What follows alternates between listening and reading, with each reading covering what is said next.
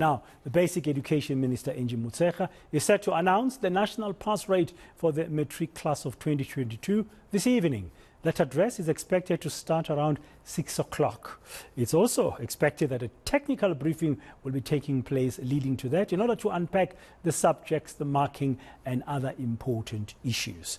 My colleague, fellow anchor and reporter here at eNCA, Heidi Giokos, is on that story as we build up to that announcement of the results of the class of 2022 by the Minister. Heidi, good afternoon and thanks for joining us at this hour. Well, I guess the preparations are underway, but we're all still waiting to really understand how did the class of 22 fare in their matric exams.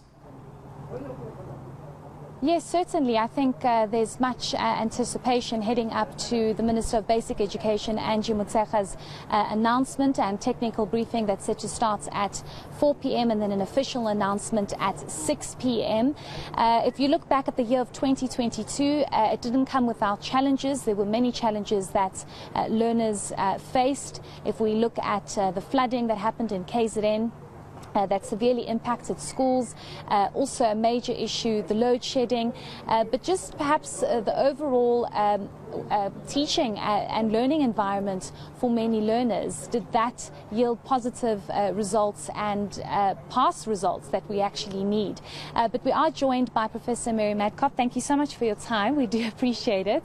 I want to start off with your expectations for the results of 2022. It didn't come without challenges, and you know, looking back at what COVID did to the education space, we can't ignore what that did, but also the challenges that were brought about in 2022. This class is an interesting class because they wrote their grade 12 final examinations, the National Senior Certificate, in the third year where schools were disrupted by COVID. Now what that means is that preparation period of grade 10, 11 and 12 was disrupted for all of them. But what's important is that if you look at the results from last year and the year before, where those learners were seriously disrupted, we didn't see a massive decline. We saw a decline, but not as bad as we would expect. I don't expect anything different this year. But we need to remember that for years, education is going to be affected because from foundation phase, learners were not able to get the basic skills of literacy and numeracy. Certainly, I think sometimes we forget about the impact that COVID had on education. I want us to move over to this, I don't want to call it uproar, but this concern that the pass rate is 30% and it's easy for learners to pass and there are no challenges, or it's not really a difficult environment to pass. You being in that space and understanding, I mean, I don't want to give my age away, not that I'm old, but I don't want to, you know, think about back then when I was in high school, it wasn't easy to pass. It wasn't a walk in the park. Absolutely. I would love to challenge some of the adults who lead this campaign to themselves go and write some of these exams. I hadn't thought of that. Let's do it. Now, the education system has to provide for a wide range of learners. And therefore you need to have a system which allows some differentiation in results. The NSC, the Matric as many people still call it, is the only exam that a learner can write, which is an externally accredited piece of paper they take into the workplace. That exam therefore has to provide for the range. To enter university, or at least to qualify with a national senior certificate that says you can apply to a university, you don't even get a proceed to bachelor's piece of paper if you've got 30% passes. It doesn't work like that. However, at the other end of the range, there are learners who have made it through after 12 years of effort and have written the exam and have managed to get a 30% pass. They must be recognized with simply the National Senior Certificate. So you proceed with bachelor's, you proceed for admission to bachelor's, you qualify for admission. No, wait, I'm going to say that again because it's very important. It's the institutions that admit, not the exams. So you qualify in a way that says you can apply for a bachelor's degree, apply for a certificate, apply for a diploma, or you can't. I don't want to take away the 30% from those learners who don't have those options, but who need affirmation.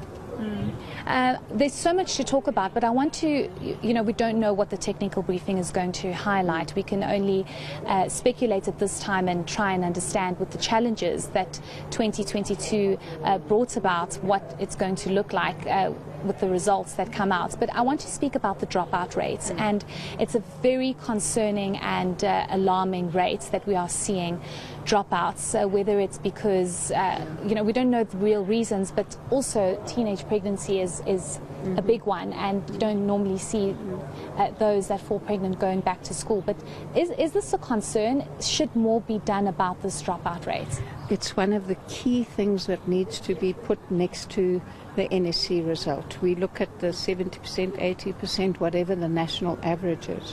What that doesn't capture is the approximately 50% of learners who never even achieve a matric, never achieve the NSC. Now, those young learners have very difficult transitions to employment. There's real challenges for them in terms of their inclusion in society, for their sense of being valued.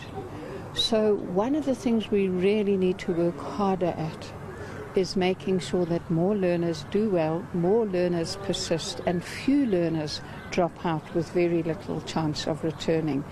Sometimes I wonder if the very competitive attitude to the NSC results, which province comes top, which district comes top, becomes a perverse incentive to actually make sure that only those that will really pass stay. KwaZulu-Natal is an exception. The DBE's results every year in the technical report shows that they keep more learners in schools. We need to do that across the country. And it's important to highlight the fact that different provinces have different challenges. Absolutely. Yeah. Thank you for raising that, because one of the reasons I really don't ever like talking about we got 86% this year we got 83%, we didn't get anything. That's an average. We see every year which the top provinces are. We see every year which the bottom provinces are. They compete. But if you look at those patterns, it is the least well-resourced, least wealthy provinces that perform badly. We must stop being almost praising top provinces who are well-resourced. We must encourage them and say, keep on doing better. But we must also be saying, let's look at what we can do to raise the quality of education for those children who receive the least support from the homes that provide less support than many others. Certainly. Thank you so much for your insights. We do appreciate it, and we'll obviously get a clearer sense come 4 o'clock and 6 o'clock when the Minister gives a clearer indication of what really happened and those results for 2022. But I think it's important, Bradan, for us to highlight the fact that this competitive different provinces might be considered as unhealthy competition, because different resources, different infrastructure challenges, different upbringings, different environments that learners are in that could impact them dropping out or not dropping out. But we'll obviously get a clearer sense at a later stage.